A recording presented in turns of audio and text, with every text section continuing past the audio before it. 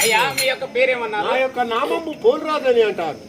ఆ యొక్క ఆవుల మందను పేర్చి బాగా మేపి పెంపు చేసి ఆ యొక్క పాలు విండి ఆ యొక్క ప్రజలకు పెట్టేది వాడు. అట్లానా? అవును. నా యొక్క తల్లి